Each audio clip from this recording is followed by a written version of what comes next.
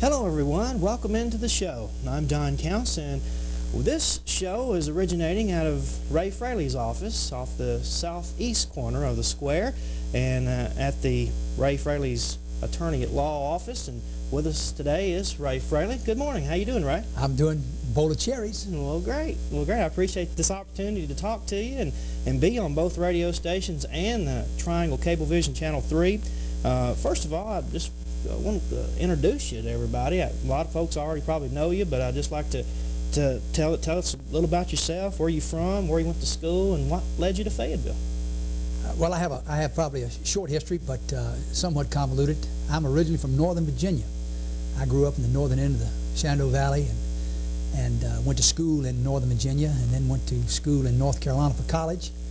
Out of college, I went in the Marine Corps and spent many years in the Marine Corps, and then went to law school in Alabama and came across this Park City into the valley of Lincoln County in 1972 for the first time, and got the opportunity to practice law here, and I've been here ever since. Frankly, I always say that Tennessee is, Lincoln County, Tennessee is Tennessee's contact to the mother country. It's a wonderful place to be, and it's been awfully good to me. And if I don't have roots here because I wasn't born here, I've established those through my children, who all are from this area now. My daughter, who is a lawyer in Birmingham, Alabama, is a Lincoln County High School graduate. I'm very proud of her. My son, who is a baseball player at Middle Tennessee, is raised here at Lincoln County High School, and I have a 9-year-old son who's he's not out taking hubcaps right now. Is got good solid roots here, and my 3-year-old daughter. I've had a child born in every decade since the 60s, and that's bragging rights. That's good. That is bragging rights. Let's talk about some of your bigger cases. I want just to mention some of them, and you can just elaborate what you want to talk about. First of all, I guess one of the biggest ones I can remember is Victoria Price, the Scottsboro incident. Tell us a little bit about that. Well, I guess as an introduction, life is kismet. We never know what it's going to bring to us. I had been practicing law only approximately 5 years when in 1978 NBC aired a show, a wonderful movie by the way, of a very courageous judge in Decatur, Alabama, Morgan County, Judge Horton. And the name of the movie, if I recall correctly, was Judge Horton and the Scottsboro Boys. And it was a movie about a judge who had given a new trial to 7 black youngsters, males, who had been accused of raping 2 white women on a train coming from Chattanooga back toward, actually Huntsville, but the train was stopped either in Paint Rock or over in Jackson County anyway. And that case, that movie, was about this courageous judge who in the rural South at that time did something that cost him his political career. But in making the movie in such a fashion as to make Judge Horton look good, they depicted the women rather shabbily. Now, in all candor, the scriptwriters thought the women were dead. Fortunately for me, Victoria Price was very much alive and living in Lincoln County, and she showed up in my office one day and asked me if I knew who Victoria Price was, and frankly, I was a little bit taken aback. But the day before, I was playing baseball at age 33, I believe at that time, and pitching in the old Mountain Valley League, and I had stopped over at the league president's office to go over some ground rules with the upcoming season, and saw the movie just by chance. So yes, I knew who Victoria Price was. I had no idea of the significance of that case with respect to jurisprudence. It became a case that was covered by every network. It had great import because it was a case back in the 30s that dealt with the rights of the individual to have effective assistance of counsel. And those youngsters were all convicted 4 or 5 different times and condemned to hang, and the charges were flimsy at best. They got no effective assistance of counsel. And that was the case, and that's the importance of it. Now, why I was involved is we took the position that Miss Victoria Price had left all that behind her in the 40s, and it was some wonderful things written about that. She left it behind her and came to rural Tennessee, where she became a private citizen. and we thought that was invading her privacy, and certainly she was not a public figure, as the folks wanted to argue from the plaintiff's side. And we tried that case on that issue. I lost the case at the trial level. The judge didn't let it get to the jury. I took it to the Sixth Circuit Court of Appeals and lost it there. And then we asked for certiorari. That's asking that the United States Supreme Court review it, and they granted it, which is a feat. Wow. I guess I'm the only lawyer from here anyway that's ever had permission to argue a case before the Supreme Court. And but that case was settled basically at the courthouse steps. Wow. We were paid. And after all those years, and Victoria Price, who was a country woman, became a wonderful, wonderful friend. She was a rural woman, but had great intelligence, and what a character. She died not long after she got her settlement, so she probably didn't get to enjoy the real benefits of her. But she enjoyed it. I mean, this woman was quite a character, and she had a great little husband who later died. Whose name was Street. Her name, when I knew her, was Street, Victoria Street.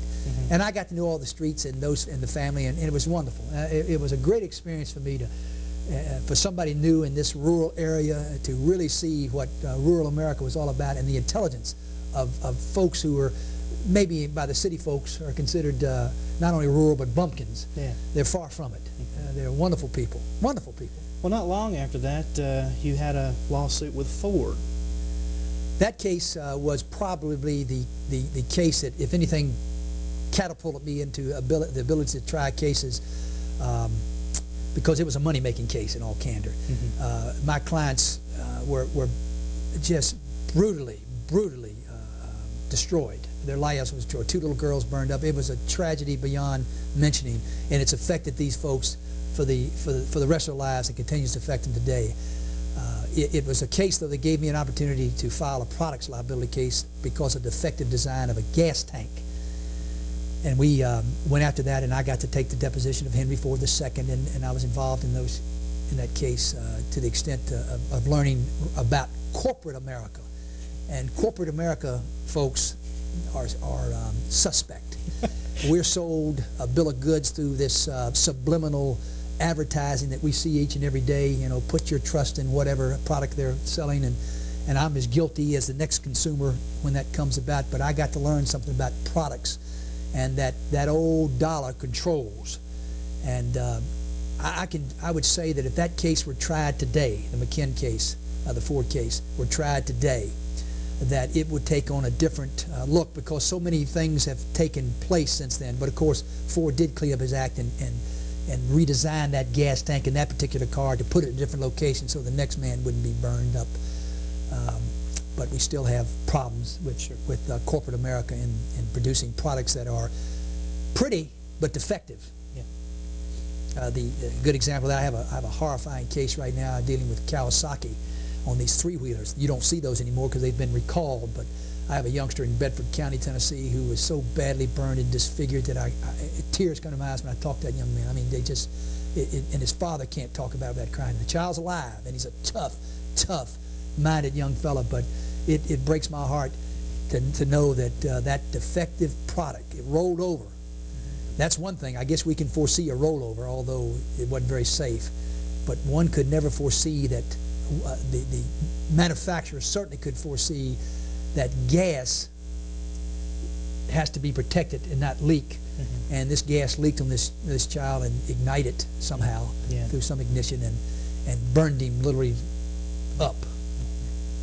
A more recent case, the Cliff Robertson, where he murdered his mother.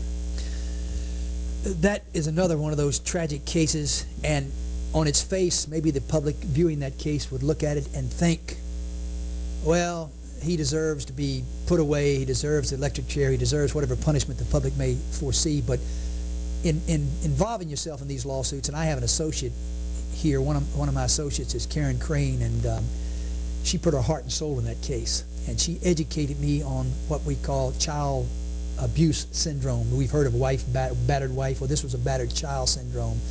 And what it teaches you is that when you get a case, and there was no money in this case, this was a poor family, by the way, but Karen took this case to heart and went to work and studied and talked with some of the Menendez trial lawyers and some of the folks who were involved in this case, and we learned something about the background of this child and got the history of it and realized that this child literally was so abused that his act could be justified and a defense offered, and we did that.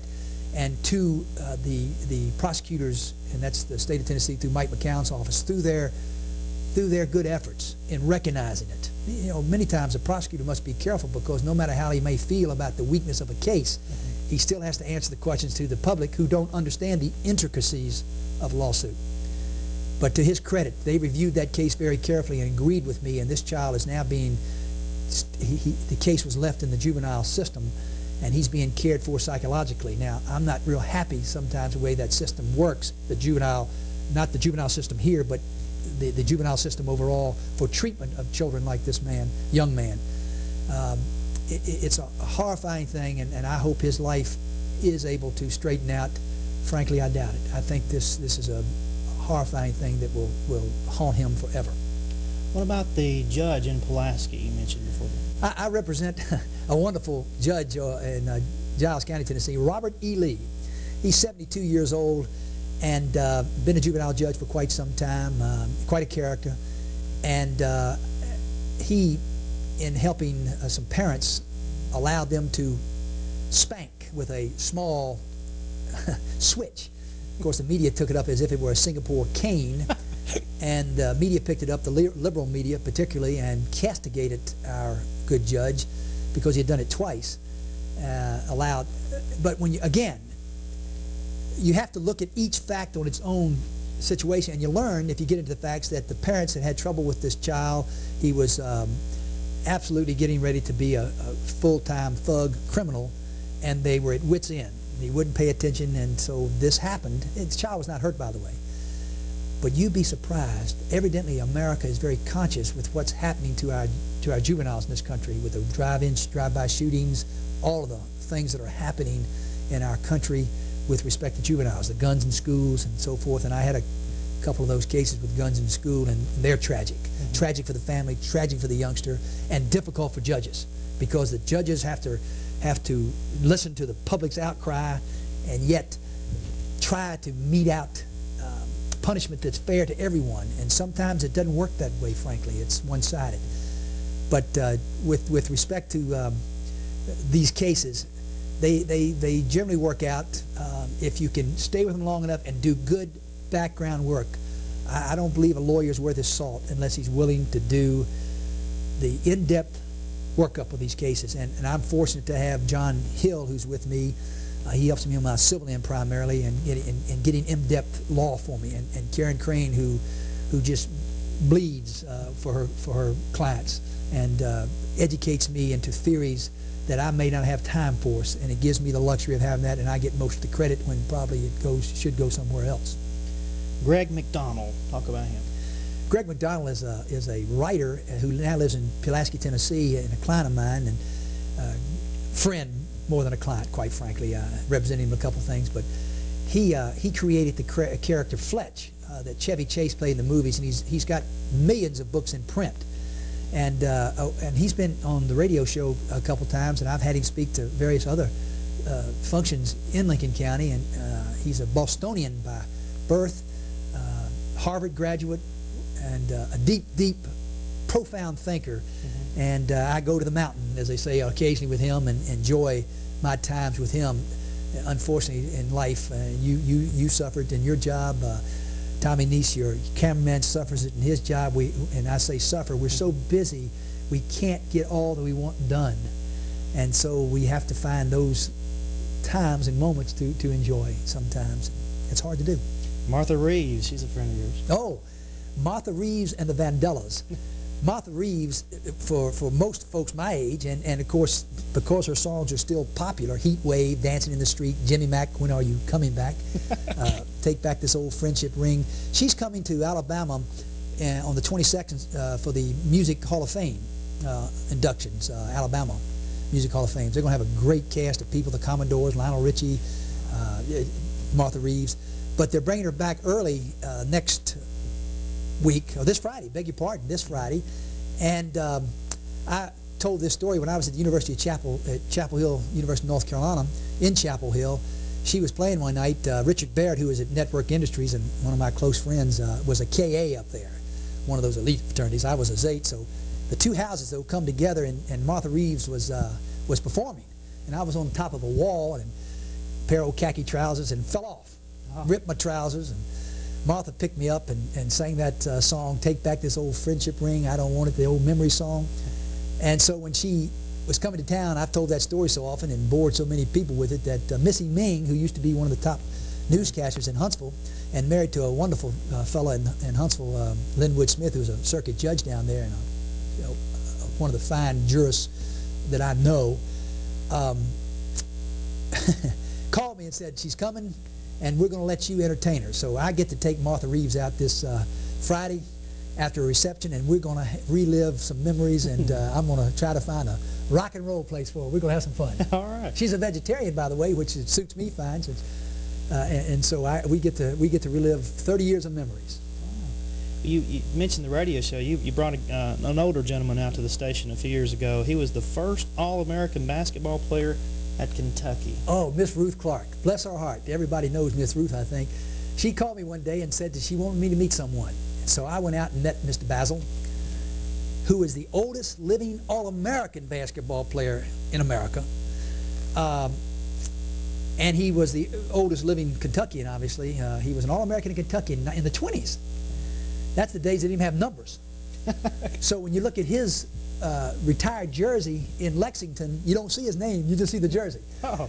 And Mr. Basil's 92, 3 years old, and I met him, and oh, what a wonderful man. He had just gotten married, and I said, "Mr. Basil," by the way, his first name's Basil, and for the life of me, I can't think of his last name, and that's tragic because Miss Ruth will shoot me. I said, "Mr. Basil, why'd you get married so late in life?" He said, "I needed a driver." But I took him out to the house at my basketball court, and we dribbled some, and he's a wonderful fellow. Great storyteller, raconteur, and just a good fellow. You know, you've met a lot of people in your lifetime. In fact, I think Tommy found a ball over there that has Nolan Ryan's signature on it. That's a great thing. But let's talk about some more of your trials. I know we mentioned Ford. You're in a lawsuit with Ford now, representing our ex-sheriff Randall Shelton. Yes. Sheriff Shelton was and his wife were tragically injured in a case in a Crown Victoria 1992 model. I don't want to go, it's because the case is pending, Sure. but I want you to know my theory, and then of course Ford has its theory, but we take the position that simply that Ford defectively designed this gas tank and knew through their crash tests that it was defective, created a fix for the defect, but failed to implement it. Mm-hmm. And our theory is that they continued to manufacture and put this car out knowing that it had a defect, and while they were manufacturing this 92 car, which came out in 91, by the way, as that new aerodynamic Ford Crown Victoria was the first of that line. Mm-hmm. They were also in 92 starting their 93 models with the correction, and that's basically our theory. And again, corporate America, sometimes we wonder for the cost of providing safety for the consumer is not the answer to them. It's that marketing, that dollar, and to change sometimes would cost the magnanimous sum of maybe $2 a car. And they refuse to do it, they being corporate America, not just necessarily saying Ford, but that's that case, and it's coming to trial here in very shortly, and significant injuries. Sheriff Shelton suffered serious injuries, as did his wife, and I know he lost his election. I don't think many people know he's an only child who loved law enforcement, came back to his hometown to run for re-election, won the election, and then was tragically hurt, which affected his abilities to work, obviously, and do his job. And he was defeated by another friend of mine, Tom Bean, who was the former sheriff. But I can tell you that Randall Shelton would like to be working right now in law enforcement. He was a dedicated officer. When we think about lawyers and attorneys, we watch TV, we see Matlock, we see the movie The Firm. It's very glamorous. Most of the time you see those guys winning, and you've had some major success. But for example, a loss as an attorney. For example, the Carla Fitch, where she murdered her husband. Let's talk a little bit about that. Well, you said murder her husband. That case is on appeal and has never come back. And it's the allegations that I say that she murdered her husband. We think, and I still believe to this day, that it was an accident. The jury found otherwise. That was a week-long case. Again, tragic proportions. Mr. Fitch, the victim of that tragedy, has had children, and great parents. It's a tragedy. That case, I would have probably, for not guilty, given up all of my major money-making cases for not guilty. That was a gut-wrenching experience for me. It's not the first case I've lost, by the way. I go to seminars many times and hear all these great lawyers talk, and as if they never lose. And I'm saying, if you tee it up as a trial lawyer, you're going to get your teeth kicked in enough to either make you want to get out, or just you become tough and you just know that it's part of life. Sometimes you get a losing side, either because it's a loser, because you didn't do a good job, or because the times are not right. The Scottsboro case example of that. The times weren't right for those defendants to get a fair trial. They could today. The times have changed. People's philosophical outlooks are different. I'm not saying Carla Fitch didn't get a fair trial, by the way. She got a fair trial. Judge Charles Lee, who was the trial judge in that case, did a marvelous job of giving both sides an opportunity to present their case. I think I made a fatal error probably in not asking for a change of venue. I didn't recognize that the case would have, I've tried murder cases before and did get 5 or 6 people to show up at the courtroom. That courtroom was packed for 5 full days, hanging from the ceilings. And it was an emotional case. It's still emotional for me. And I'm hoping we'll get some relief from the appellate court. They've had it for a long time, and we should get a decision. Should have already had the decision, so I don't know what the holdup is, but it was a wonderful case. When I say wonderful, I mean wonderful from the standpoint of litigation. It was a tragic result for me, and it was a tragic result for the victim's family from the standpoint of it ever happening. It never happened. I live with that case today. Well, since I can tell that you have been a part of someone, defended someone who you felt was innocent, but have you ever had someone come in that you just knew was guilty and defended them? Absolutely. I guess any lawyer who does the criminal practice has that come up. But you see, when I got out of the Marine Corps, and I didn't go to law school and didn't get out till I was 30 years old, and so I took it very serious going to law school. It was something that I knew was going to be a career. It wasn't something I did at 22, because it's cool. That's what I want. I mean, I gave it a lot of thought, and I listened very carefully. And as a political science, history, philosophy, English type major, the things that I like, it became very apparent to me that one of the things that makes this country great is our judicial system, which is different than all the third world countries, wherein you're innocent until proven guilty. And what I like to educate jurors on when I'm taking these cases is that you can't concern yourself with, I'm going to let this guy go, and I know in my heart he's guilty. You have to be sure beyond a reasonable doubt. And that word means that you have to look at all the facts and situations, and if the state didn't prove it, you can't say to yourself, well, I believe he's guilty, therefore I'm going to, because then you're violating the system. And that's what makes us great.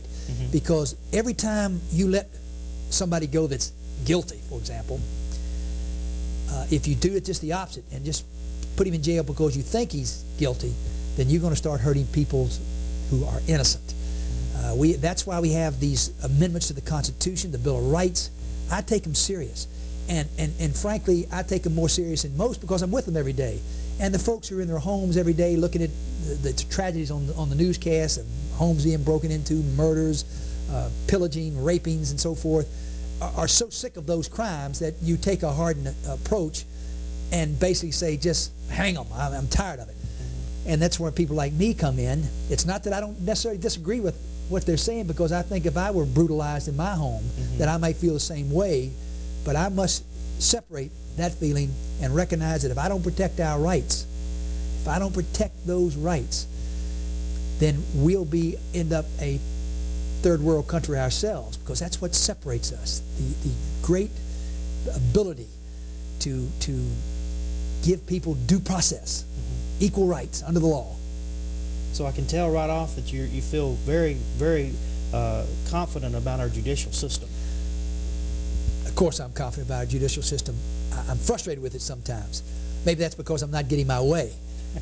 But let me tell you what we have in this community now that is a godsend. We've got 3 judges that are good. When I first started practicing law, not necessarily in this community, but I'd go other places and try cases, and the judges were either lazy, didn't really follow the law, didn't care much about it, and so forth. We've got Charles Lee, who's our criminal judge, who studies and works hard. Lee Russell is our circuit judge, and he's erudite, astute. When you're arguing a case in front of him, you can see his mind, how it works. And he's not quite as combative as Charles Lee. Charles Lee challenges you hard on certain issues of the criminal law. Lee Russell is not combative in that nature, but he makes suggestions. He throws out a suggestion to you that provokes thought and wants to hear from both issues. And he's going to make a decision what he thinks is based on the law. And I appreciate that. You got to stay within the system. And then our chancellor is Tyrus Cobb, who's been on the bench for a long, long time now, and he handles the chancery matters and does a great job. So, and Don Holman, by the way, in our general sessions, of the jobs that are thankless, and the number of cases he sees a week and get through those are just incredible. And we have a good assistant prosecutor in Chuck Crawford to help get that about. He does a good job in recognizing what's important, recognizing that some of the cases that come to the general session court, Saturday night domestic quarrels and so forth, aren't cases that need to be aired out with a jury trial and don't need to be bound over. Sometimes prosecutors get a little too hungry to prosecute every case that comes into their office, a spitting on the sidewalk or whatever it may be. And you've got to be able to recognize that human frailties have to be taken into consideration and worked out without hammering someone simply because they've been charged. Well, the media is all over all the big cases, of course, and one of the big ones now is the Susan Smith trial in South Carolina. Talk about that. How you feel about it? That's another one of those cases that it breaks my heart. It breaks my heart for what happened to those small children. It breaks my heart to consider what happened to that community, because you recall the community rallied around that family not knowing the mother had murdered her own children. Yet, and I'm away from it. Maybe that helps a little bit when you can be objective away from the situation. And I think about that poor woman. What caused her? What caused someone to do that? It wasn't mean-spiritedness. I just can't believe that.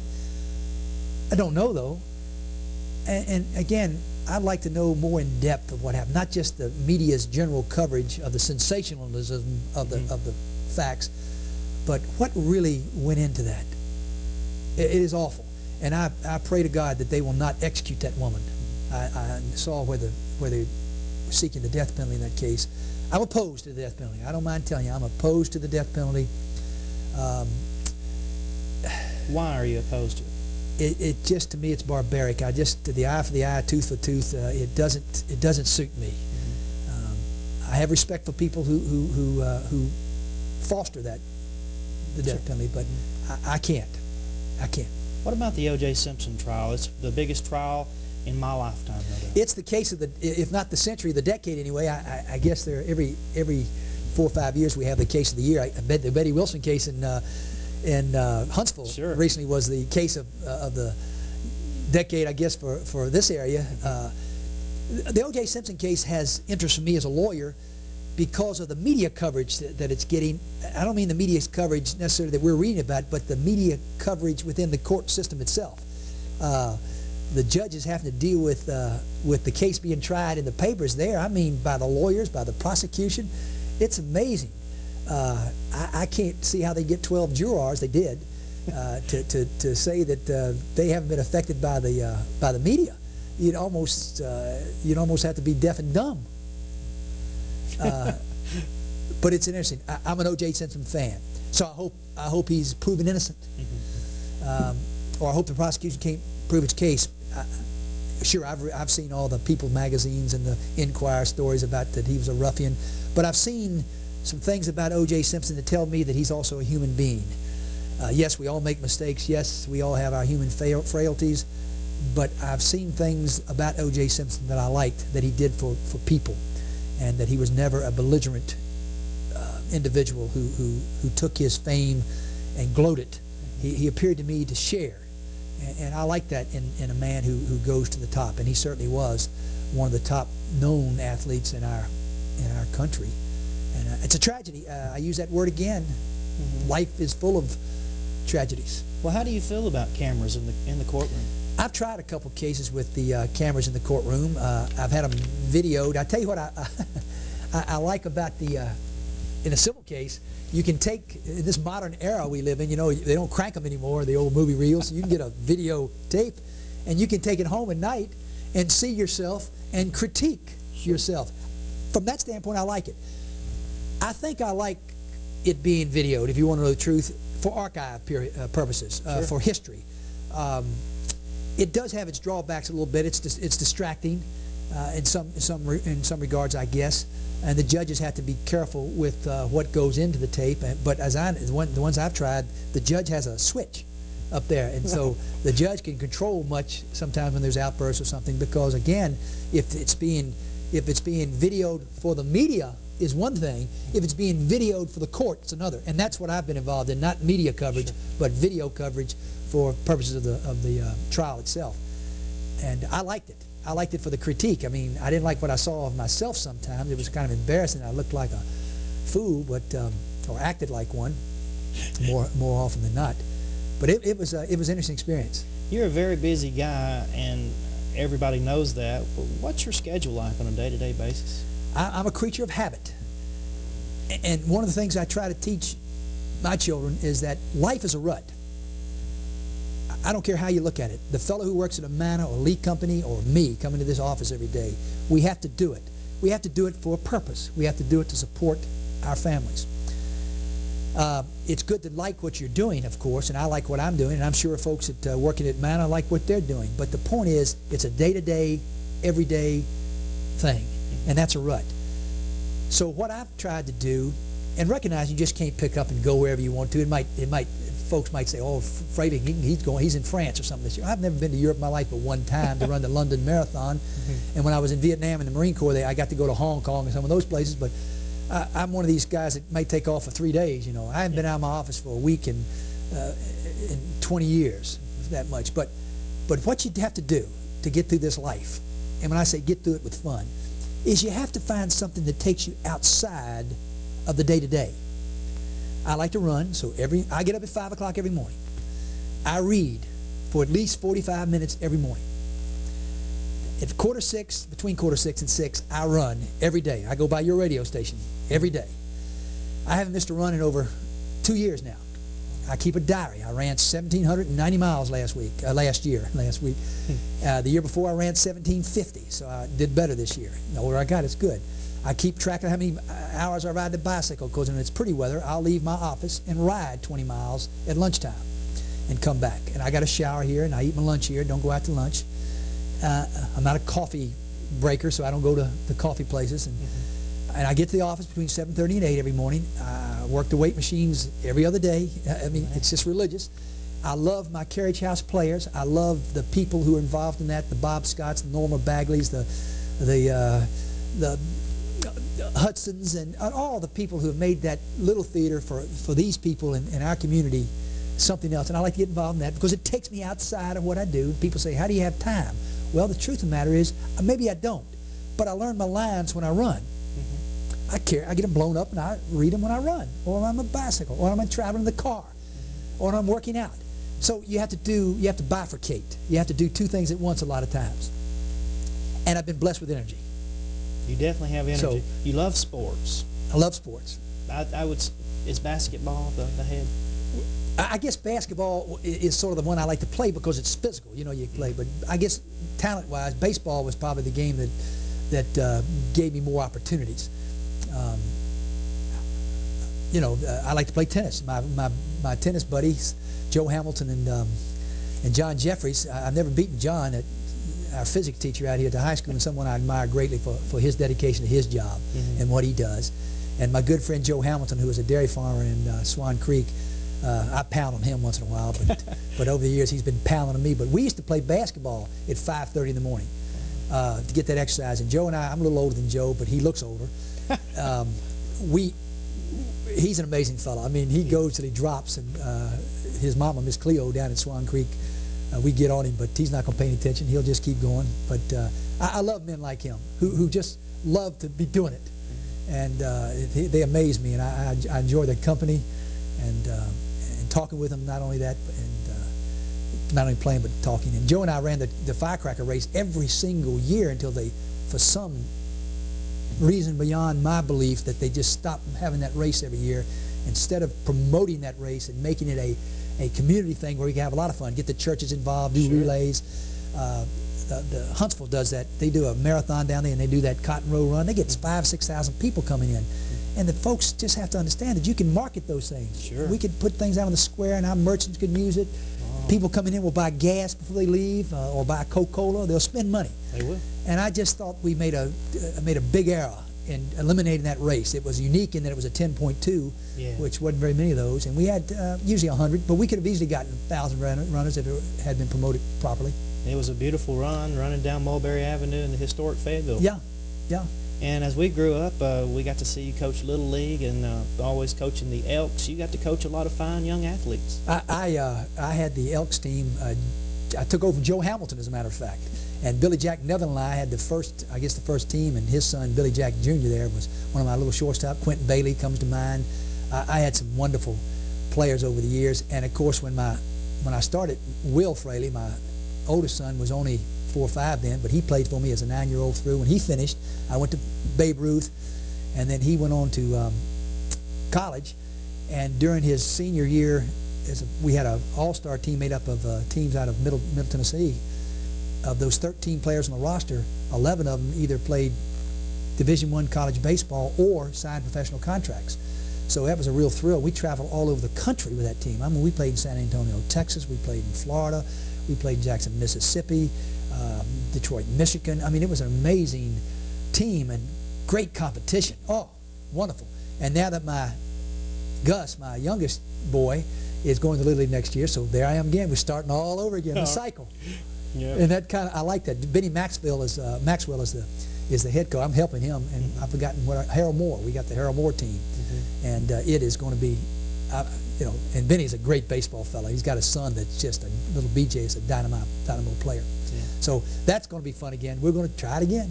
Success for Ray Fraley has been very good. What's in store for the future?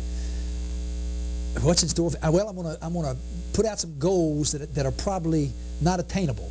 Now, I don't know what those goals are right now, but it appears to me that you got to be goal-oriented, and you ought to put them beyond your reach, maybe. Now, somebody says, well, maybe that's frustrating that you can't reach your goal, but maybe I will. All right. Well, what's the one thing that you haven't done that you want to do? Well, I guess the better question would be, are there things that you would have liked to have done that you're not going to do? Because I think in a man's lifetime, he's got to accept certain things. At one point, I wanted to be everything. I wanted to be able to hit that curveball 800 feet. I wanted to be a war hero in the Marines. I wanted to be whatever it was that kids look at now and see Power Rangers. I mean, I wanted to be that superhero. The older I got, the more I realized that to be successful, you've got to recognize your limitations. And every man has them. You got to recognize their limitations, and you have to narrow your scope, because if you don't narrow your scope somewhat, frustration sets in because you can't attain everything. There's not enough time. So what I did, as I told you a moment ago, I just kind of narrowed them in and do things within that realm of my limitations, and it's worked out pretty good. Now, of things I haven't done, well, if there probably are, and I can't think, and I'm not trying to evade that, but probably what's happened is the things I didn't do that I thought about, I've just left them behind and forgot about it, and went on to something else, because life's been so good to me. I mean, it's been so unreal that I'm like Satchel Paige. I don't want to look back too close. Somebody might be gaining, and then I will get panicky. Well, Tommy, tell me on the way in you had windshield wipers on your car headlights. Now, do they really work? No. And I didn't know I had them, by the way, Tommy, until evidently one of them got hooked under some way and burned the battery up. And so, no, they don't work because they were unhooked. I can't imagine. There's another corporate America giving you something that's, how in the world can that be functional? I mean, but be that as it may, life's a bowl of cherries. Right. Ray Fraley, attorney at law, thank you very much. I really enjoyed it. Thank you for being on the show, and we'll have to do this again one day. It is fun. Thank you for having me. Hope you enjoyed the program.